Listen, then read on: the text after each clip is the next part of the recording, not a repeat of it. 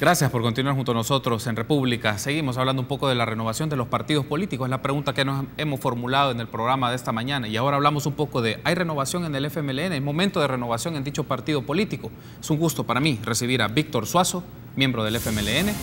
Y también saludamos a Jamie Muñoz, también miembro del FMLN.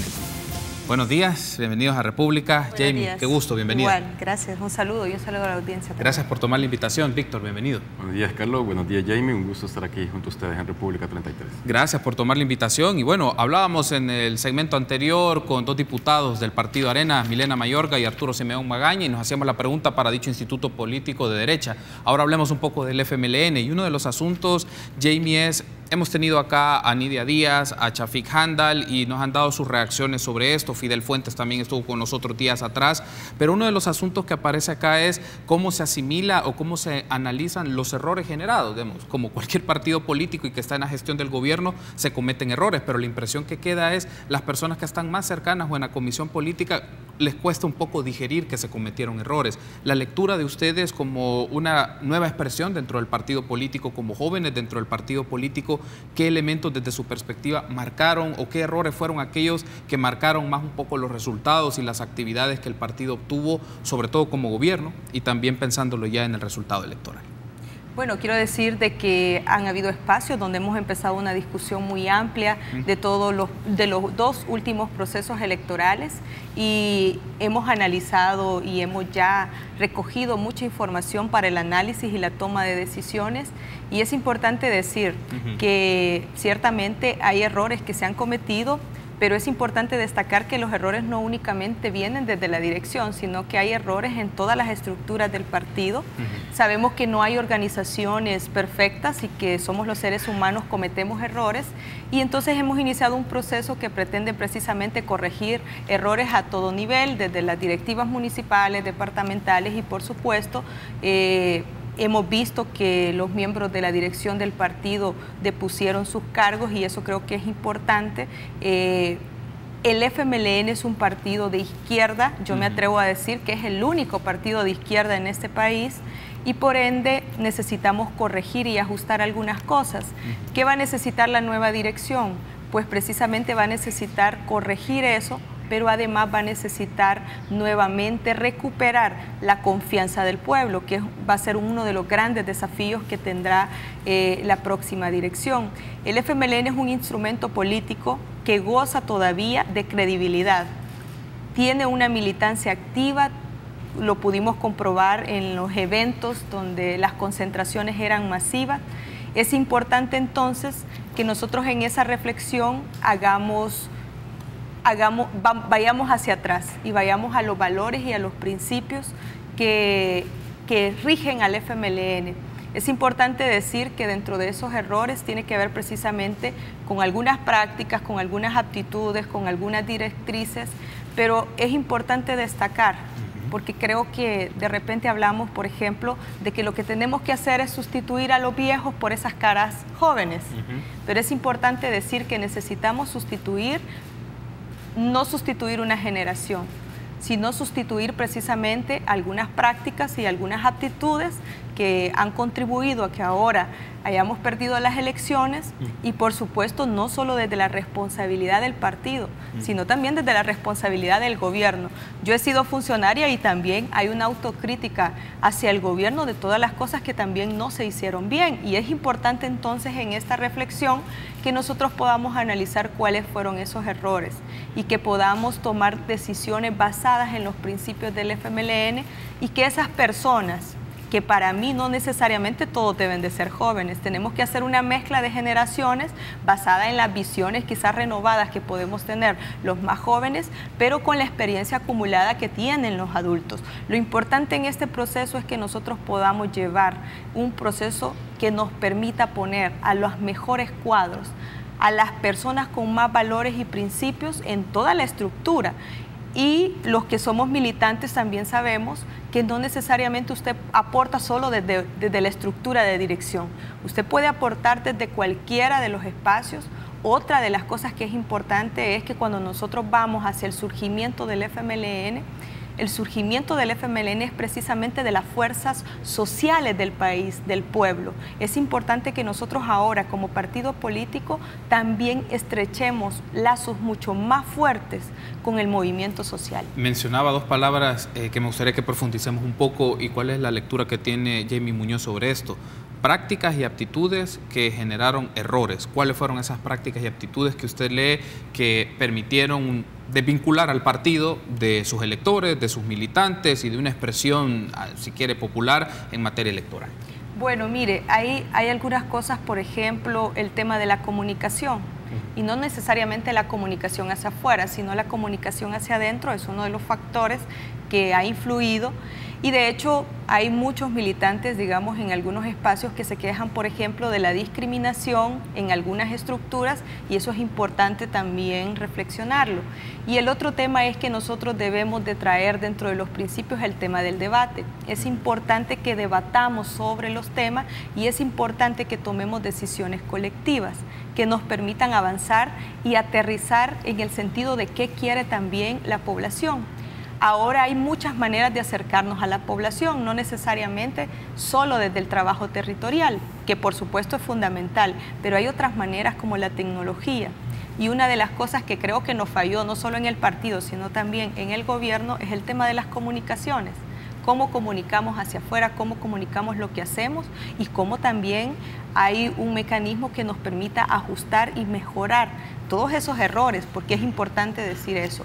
Pero el FMLN sigue siendo una fuerza política importante, la única de izquierda hasta este momento, y es importante entonces revitalizarla. Es importante entonces regresar a los valores y principios, es importante construir el lazo con el movimiento social que nos permita sacar adelante un proyecto político que le pertenece al pueblo salvadoreño. Una mención que ha hecho Jamie, ha insistido, Víctor, es que el FMLN es el único partido de izquierda. ¿Qué define a un partido de izquierda en este momento? Sobre todo por la derrota electoral y lo que ha significado la pérdida, en este caso, de 1 millón de votantes respecto a las elecciones presidenciales 2014-2019. ¿Qué define para Víctor Suazo un partido de izquierda? Que el FMLN es un partido de izquierda. Para mí creo que se identifica bastante el FMLN como el único partido de izquierda cuando nosotros revisamos el ideario, los principios y valores de nuestro partido. Pero además de ser el único partido de izquierda, eso es dentro del espectro político de los partidos representados en la Asamblea Legislativa. Pero hay que tomar en cuenta algo, que el FMLN es un instrumento de lucha, una de las principales que tiene el país. Pero hay diversidad de izquierdas y hay diversidad de formas de lucha dentro de la izquierda. Y Jamie mencionaba algo muy importante, el movimiento social, que no necesariamente tiene que ser el FMLN, pero sí son izquierda y sí coincidimos en algunas banderas de lucha. Por ejemplo, ahora uno de los principales puntos por los cuales nosotros estamos luchando y que nos diferencian con los demás partidos políticos es la lucha por la no privatización del agua. Nosotros hemos estado permanentemente, y no desde ahorita, si desde el 2006 se viene luchando por esa ley. Ahora que se tiene una amenaza latente en la Asamblea Legislativa es que se ha intensificado más esa lucha, pero nosotros hemos estado permanentemente en ese sentido, luchando junto con el movimiento social. Pero ahora, en este momento, creo que hay que fortalecer las relaciones y tener una mejor coordinación, porque desde toda la izquierda del país, nosotros debemos de resistir a estas amenazas que tenemos, ya sea por la nueva derecha o por la vieja derecha. Y en ese sentido, es importante que nosotros vayámonos planteando también cuáles son las nuevas, porque vamos a insistir con las banderas de lucha que hemos tenido.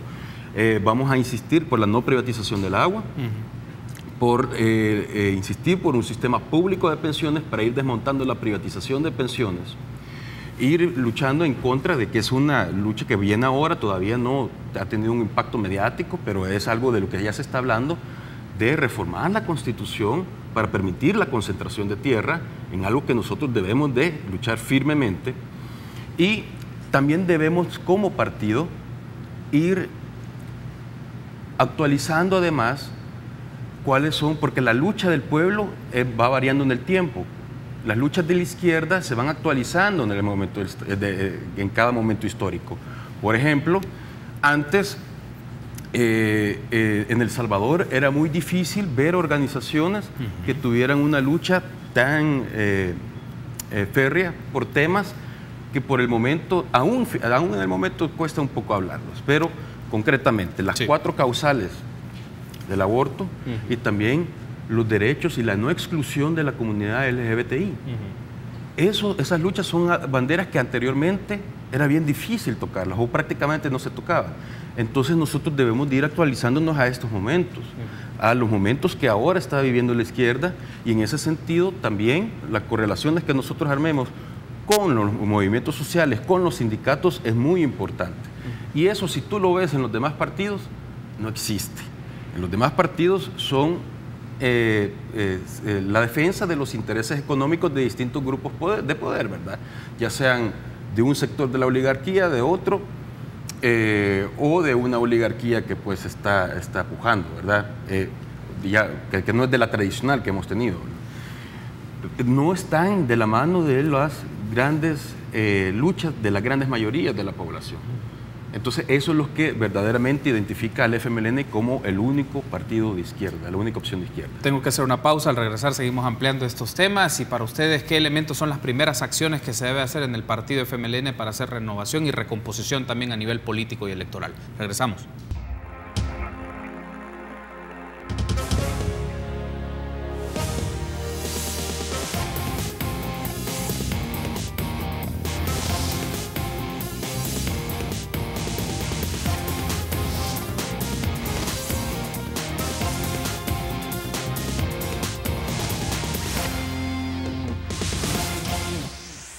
Gracias por continuar junto a nosotros en República. Seguimos hablando un poco de la renovación en el FMLN. Me acompañan 2 miembros de dicho partido político, Jamie Muñoz y Víctor Suazo, por la mañana de este viernes 22 de febrero. Hay un asunto también que quiero poner en discusión, es qué elementos son visibles para no solo el militante del FMLN o el simpatizante, es para el elector en términos generales sobre los cambios del partido político. Para eso quiero pedir que nos pongan en pantalla unas declaraciones que brindó hace unos días Fidel Fuentes, alcalde de San Marcos. Le preguntábamos sobre este tema y él nos daba su apreciación de qué cambios o en qué elementos marcan un poco los cambios en el partido FMLN. Veamos.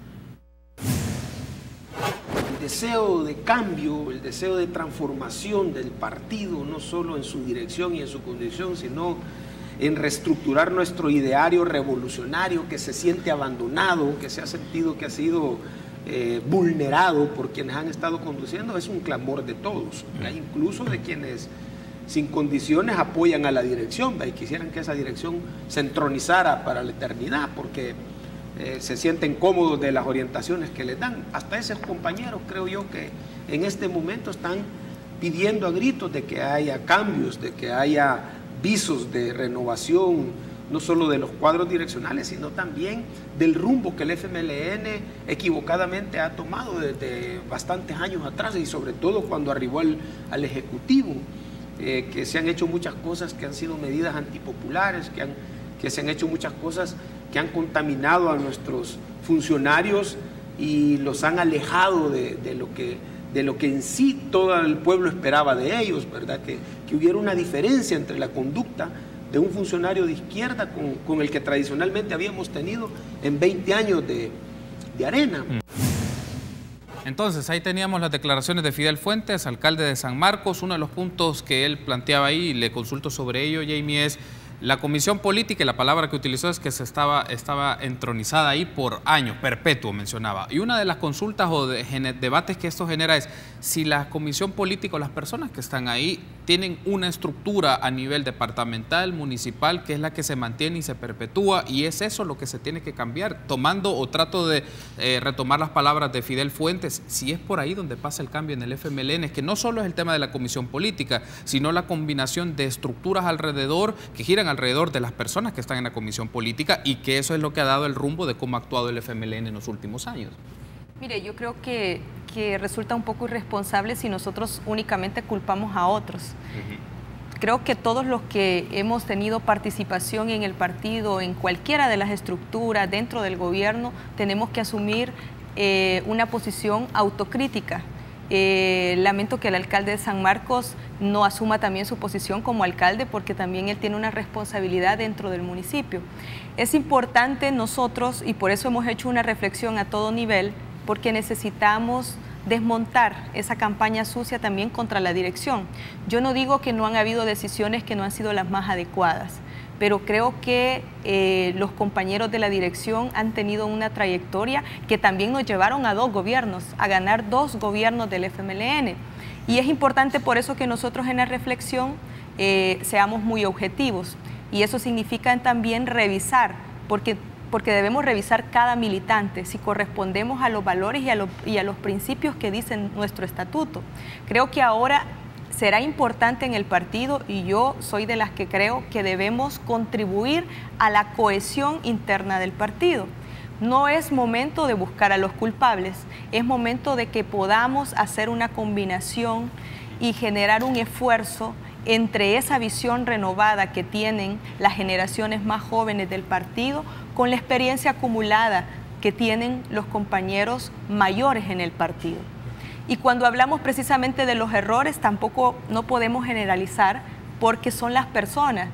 Y decíamos, somos un partido de izquierda. ¿Y qué significa ser un partido de izquierda? Significa que somos revolucionarios. Debemos ser revolucionarios en la manera en que pensamos.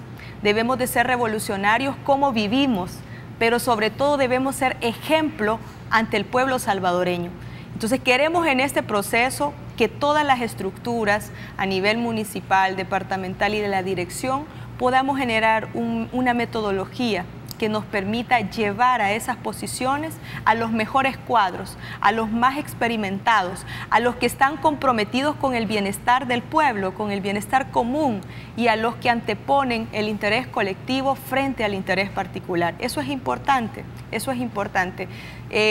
Nosotros tenemos muchas expectativas y positivas de que este proceso va a servir para que el FMLN se fortalezca, porque es un partido de izquierda que nació del pueblo, y usted cuando mira a los militantes, a esos miles, por ejemplo, que se concentraron en la Juan Pablo II para apoyar a Hugo y Karina, ve en ellos esa esperanza, esa pasión, esa energía, ese deseo de trabajar por construir un mejor país. Pero claro, hoy tuvimos un revés que tiene como consecuencia precisamente los errores cometidos, y todos debemos de ser y asumir la responsabilidad que nos corresponde. Quizás nos faltó más vincularnos a la población.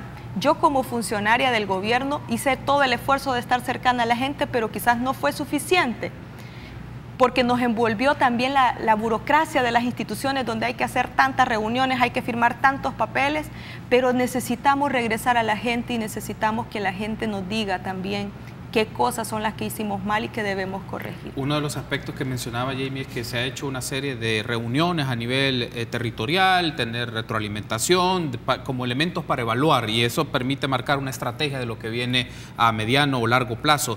En estas evaluaciones fue un tema de discusión, Jamie, o ha aparecido como un tema de discusión, lo escucho a Víctor sobre ello, ha aparecido como un tema de discusión que miembros de su estructura, ya sea más territorial a nivel municipal, simpatizantes o electores, básicamente decidieron irse con Nayib Bukele.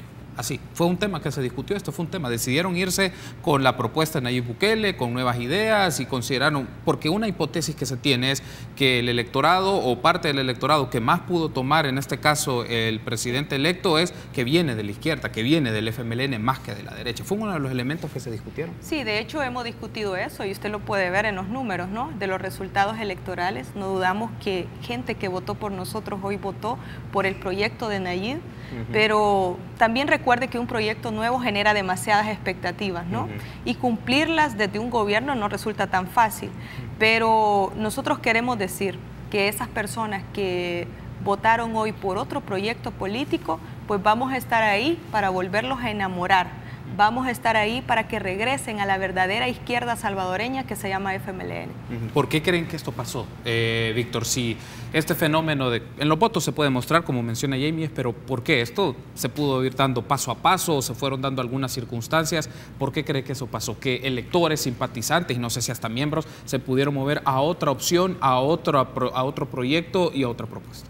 Sí, cuando nosotros revisamos los resultados electorales vemos que hay un votante del FMLN, que antes fue del FMLN, y que en algunos casos votaron por el partido Gana, y en otros casos simple y sencillamente no salieron a votar. Pero en el caso de los que votaron por el partido Gana se pueden dar por distintas situaciones. A ver, esto no podemos nosotros generalizar tampoco, ¿verdad? Hay distintas situaciones por las que se tomó esa decisión. En algunos casos puede que sean los menos, pero yo lo constante en el territorio. El partido Gana está ofreciendo dinero para, por ejemplo, armar su EPL y también pues, generar simpatías y gente que les organizara en los territorios.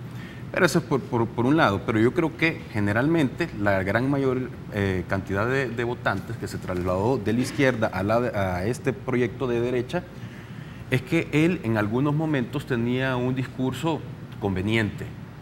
En algunos sectores, cuando él estaba en campaña, tenía un discurso más tirado hacia la izquierda. En algunos eventos incluso cantaba el himno de la unidad al final de esos eventos. Pero cuando tú lo mirabas en otros eventos más vinculados a los sectores empresariales, como el foro que tuvo en la NEP, en el que fueron todos los candidatos presidenciales, tenía un discurso meramente neoliberal. Y cuando tú estudias el supuesto plan de gobierno que presentó, hay una serie de medidas totalmente neoliberales. Entonces él fue ágil en el sentido de aprovecharse del hartazgo de la gente, hay que decirlo claramente, por los partidos políticos, porque hubo una serie de errores que se han venido arrastrando también y que la población no ha visto bien, en algunos casos, el trabajo que ha hecho el partido. Y en eso hay que trabajar para cambiarlo, revitalizar al FMLN y dar un cambio, un giro para que la gente pueda confiar nuevamente en este proyecto histórico del FMLN. Pero es de identificar también por qué si bien Nayib tenía un discurso así variable, conveniente, acorde del público, porque hay gente que tal vez pueda tener una ideología de izquierda, pero a pesar de ver esas incongruencias o incoherencias de parte del discurso de él, aún así se vio atraído hacia esa opción. Y entonces ahí hay que nosotros también hacer autocrítica. Y en algunos casos, voy a mencionar uno, el gobierno tiró algunas iniciativas que pueda que algunos sectores que sí de izquierda, que en algún momento fueron votantes del FMLN, no les haya gustado. Por ejemplo, en la iniciativa que se hizo de la ley de asocios público-privados, que implica concesiones, que son privatizaciones, venía abierto a cualquier sector. Y fue a través de una lucha que se hizo en el grupo parlamentario del FMLN. Claro, esa no fue algo que nosotros fuimos también tan de choque. Creo que también esas son de las otras cosas que nosotros tuvimos que haber manifestado más férreamente nuestra posición ante medidas que a veces proponía el gobierno y nosotros las mirábamos como que esto no puede ser tal vez del agrado de los movimientos sociales, podemos decir. En el caso concreto, nosotros como grupo parlamentario del FMLN excluimos de los sectores que estaban sujetos a concesiones el agua. Al final nosotros así aprobamos la ley, pero ya se había creado una imagen negativa desde un inicio. Entonces, la suma de ese tipo de errores son las que en algún momento pues, hicieron que nuestra gente que en algún momento votó por nosotros tuviera algún desencanto. Pero por eso mismo nosotros creemos que es importante que se revitalice el FMLN y se dé un impulso a los valores y principios y que nosotros regresemos a los orígenes del FMLN. Y eso lo vamos a hacer a través de la lucha, no solamente en el espacio más importante que tenemos ahora, que es la Asamblea Legislativa, sino también en las calles. Ok, debo de hacer una pausa. Me quedan dos preguntas más en función de sus declaraciones que han brindado en este momento para desarrollarlo en el último bloque. Regresamos en instantes.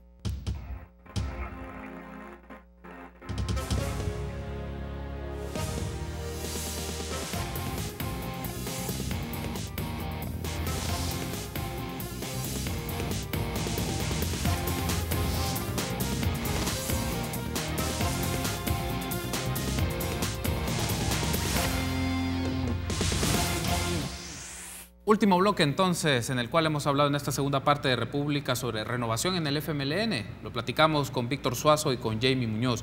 Uno de los elementos que también deriva de la renovación, sé que usted lo mencionaba, que no es solo rostros, estamos hablando de combinaciones, pero le consulto específicamente sobre dos rostros que usted me podría decir si son expresión o no de renovación en el FMLN. Óscar Ortiz y Hugo Martínez. Para Jamie Muñoz, ¿ellos son expresión de la renovación en el FMLN o deben de ser otras personas que deben de liderar este proceso de cambio en el partido? Fíjese que yo no me atrevería a decir en este momento que ellos. Creo que es importante que definamos y terminemos el proceso de discusión y evaluación que tenemos para que con el método lo hagamos y no sea una decisión de lo que yo creo, sino la decisión colectiva de quiénes son esos mejores cuadros que pueden asumir. Creo que ambos tienen una trayectoria al interior del partido, pero ahora debemos de hacer la metodología que nos demanda la militancia, consultar y construir junto a ellos una propuesta que nos permita hacer lo que la base y la militancia del partido quiere. Le hacía esta mención por lo siguiente, y quiero retomar un poco la plática anterior con los diputados de Arena, pero creo que valdría la pena consultarlo si en el caso del FMLN aplica. Uno de los asuntos para la renovación del partido se menciona que deben de actualizarse y gestionarse los padrones de una manera más depurada y más transparente. En el caso del diputado Simeón Magaña, él mencionaba que lo debe manejar el Tribunal Supremo Electoral y no los partidos. En el caso del FMLN lo consulto. Eso es uno de los aspectos claves de la renovación, de depurar los padrones electorales, de inscribir a militantes y abrirlo a más personas, o tiene que hacerse un filtro más marcado de quién llega, de dónde proviene y esto. ¿Cómo ve usted el tema del padrón electoral para el tema de, porque vienen los procesos de elección interna en el caso del FMLN que se han adelantado y que se desarrollarán en las próximas semanas? ¿Qué tanto el padrón juega un rol clave para estas renovaciones dentro del partido como organización? Fíjese que el partido ya hizo un esfuerzo y fue precisamente en la elección interna donde resultó como candidato Hugo Martínez y se hizo un proceso precisamente de abrir, de incorporar a algunos militantes que sentían que estaban excluidos, y hay un proceso en este momento de discusión sobre esa parte. Este día se va a reunir el Consejo Nacional y hay una propuesta, entiendo ya, en ese sentido que se va a discutir. No quisiera yo adelantar hasta que tengamos un proceso ya definido que nos permita decir, pero es importante que ahora este momento sea precisamente para sumar y no sea un momento para restar. Otro de los aspectos que aprovecho y consulto, Víctor, es, se ha hablado un poco el tema del ideario, de regresar al ideario original del FMLN, y un tema es, el FMLN es un partido que con ese ideario se considera desmontar el neoliberalismo o jugó con las reglas del neoliberalismo. Yo creo que nosotros debemos de mantener el carácter revolucionario, democrático del FMLN, también el carácter socialista de nuestro partido. Y nosotros, fíjate que hicimos, y es uno de los aciertos que tuvo la Comisión Política saliente, ¿verdad? Porque también no es justo mencionar solamente los desaciertos, que tal vez para algunas decisiones no llegaron en tiempo. Y es complejo las decisiones que se toma la Comisión Política, no solamente destinadas al partido, sino también al futuro de la izquierda y no solamente relativa a lo electoral, sino también del partido. Pero uno de los aciertos que tuvo fue el Congreso, el primer Congreso del partido, que fue, si no me equivoco, en el 2015. Y fue precisamente uno de las discusiones, de los debates que tuvimos acerca de 20.000 militantes, era de las acciones que se han hecho con relación al neoliberalismo. Sí. Y efectivamente se ha visto que se ha detenido la avanzada que se tenía con los gobiernos de derecha antes del FMLN, y se detuvo lo que es neoliberalismo, y se han hecho algunas acciones que no son suficientes, por supuesto, y que en eso hay todavía que avanzar más, pero que la podemos ver que iban en ese sentido. Por ejemplo, la recuperación de la geotermia en El Salvador. Eso no solamente por la forma ilegal en la que se hizo, sino que representaba ceder uno de los principales activos de El Salvador a manos extranjeras y a empresas privadas. Ahí eso definitivamente fue, en alguna medida, reversión del neoliberalismo. Por supuesto, es una medida nada más. Y otro planteamiento, aunque la lucha no fue suficiente, pero sí iban en el mismo sentido de ir desmontando el neoliberalismo y que vamos a seguir luchando por ello, era la propuesta que se hizo en la legislatura anterior, de ir el sistema de capitalización individual que tenemos en el sistema de ahorro para pensiones, que es totalmente privatizado, que lo privatizó Arena, y que a partir de 1998 hemos tenido pensiones considerablemente más bajas con relación a lo que teníamos anteriormente con el sistema público de reparto. Entonces se hizo una propuesta de sistema mixto para ir desmontando poco a poco esa privatización. Y en ese sentido nosotros también y vamos a continuar luchando, por ejemplo, contra la privatización del agua. ¿Y las zonas económicas especiales cómo quedan? Las zonas económicas especiales son uno de los puntos que creo yo que pudo haberse manejado de otra forma. Lo voy a decir claramente. ¿Sí? los planteamientos que tenía en la zona económica especial, por ejemplo, en algunos elementos en lo relativo a lo laboral y a lo medioambiental, hubo una discusión en cuanto a la iniciativa que presentó el Ejecutivo, sí, y en el órgano legislativo pues se hizo una propuesta que de alguna manera venía a hacer una propuesta alternativa. Son de las cosas que generaron una expectativa negativa. Hay que decirlo claramente. Ok, quiero darle las gracias por haberme acompañado. El tiempo se me ha agotado, pero la invitación está hecha para que me acompañen próximamente Víctor, Jamie, y sigamos hablando un poco de la renovación en el FMLN, qué elementos implica esta renovación, qué acciones o medidas se van a tomar por el partido político sobre ello. Gracias, Víctor, por haberme acompañado. Carlos, un gusto. Muy amable, Jamie, también Gracias, ha sido un gusto. Gracias. Gracias a ustedes también, amigos. Pasen un buen fin de semana. Nos encontramos el lunes, 6:30.